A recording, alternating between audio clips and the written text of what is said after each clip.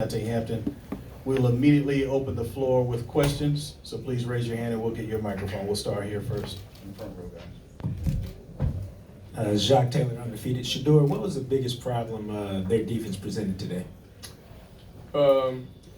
I would say me just not seeing it, me just not making the right reads and just getting the ball in my hands. Wilson Jackson from Sports Illustrated. Kenyatta, this is a question for you. You've been around the program for quite some time. What does a game like this, your career's coming to an end, but what does a game like this mean to you, the way that it ended? I really didn't want to end out this way, but we made it here this far. Tips off to South Carolina State. They outplayed us, they made more plays. That's it. To your right. Hey, Shador, it's James Hill with BNC Sports.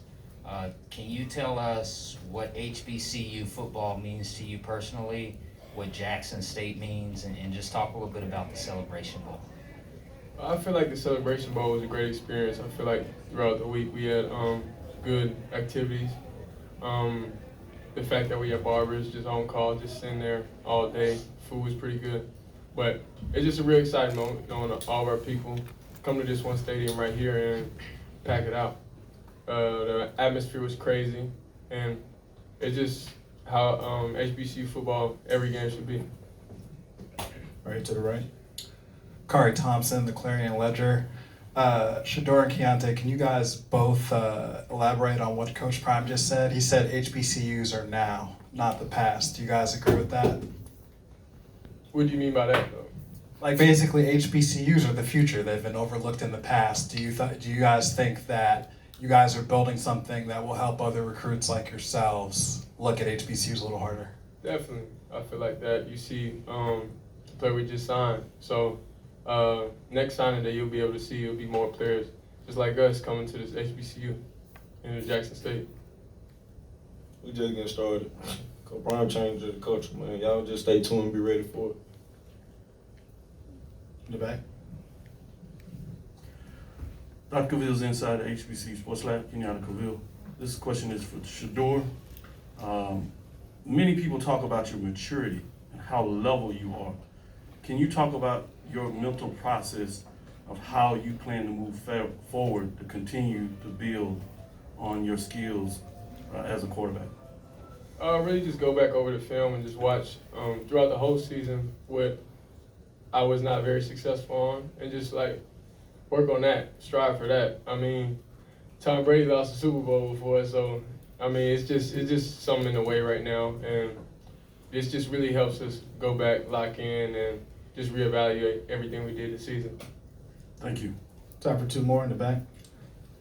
A.D. Drew, Black College Sports Network. This is for you, Mr. Hampton.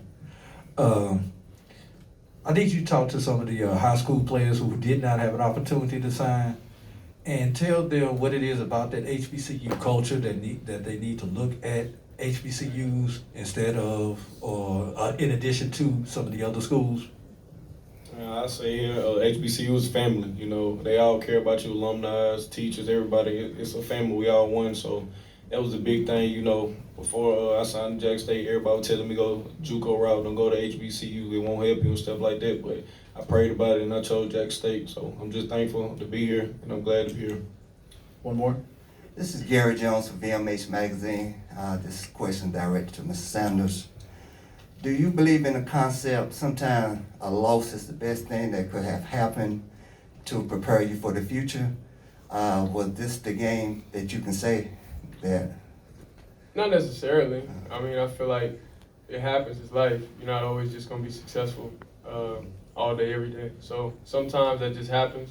But they just had a really good game plan, and they just stopped us offensively, and that just can't happen. Thanks, guys.